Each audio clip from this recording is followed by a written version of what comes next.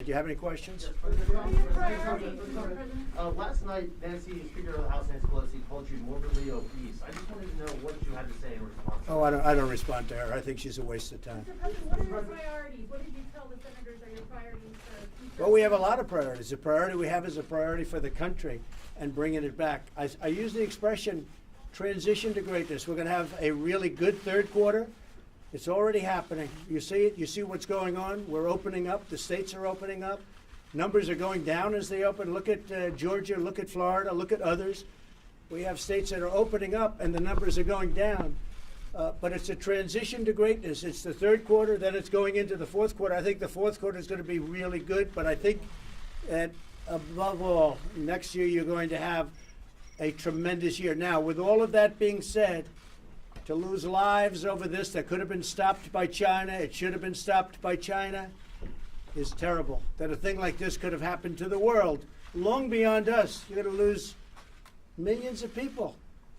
We're talking about the world. The whole world is being affected by this. It's a terrible thing. A terrible, terrible. Mr. President, what's your timeline? The FDA warned that hydroxychloroquine could cause serious side effects, especially with heart. Yeah. Why is it okay for you to promote the use of this drug when you're not a doctor and health experts are warning? Well, I've worked with doctors, and if you look at the one survey, the only bad survey, they were giving it to people that were in very bad shape. They were very old, almost dead. It was a Trump enemy statement. Now, if you look at some of the reports that came out from Italy, that came out from France, that came out from a lot of our frontline workers take it because it possibly, and I think it does, but people are going to have to make up their own mind. Plus, it doesn't hurt people. It's been out on the market for 60 or 65 years for malaria, lupus, and other things. I think it gives you an additional level of safety, but you can ask many doctors are in favor of it. Many frontline workers won't go there unless they have the hydroxy. And so, again, this is an individual decision to make, but it's had a great reputation. And if it was somebody else other than me, people would say, gee, isn't that smart? But we are working on a lot of other things. We have, I'll tell you what, the great medical companies that we have, if you look at what they're doing therapeutically, cure-wise, and the vaccine itself, and the vaccine, I think, is less important than some of the things they're working on. They're working on a cure, and we have more than one doing it, and very advanced. They're working on therapeutics, and they're working on vaccines. But in terms of the UK deal, we're just beginning that, and we'll see how that turns. As you said to me 1,000 times, we'll see how that turns out. So that's what I tell them. We'll see how that turns out. Through experience. You never know. You never know, do you?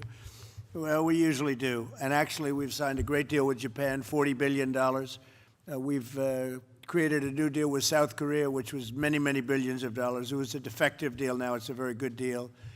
But USMCA is actually the largest trade deal ever made anywhere in the world. People don't realize the amount of business that we do with Canada and with Mexico is monumental. It's the biggest trade deal in the world, bigger than the deal we made with China. Most people don't know that.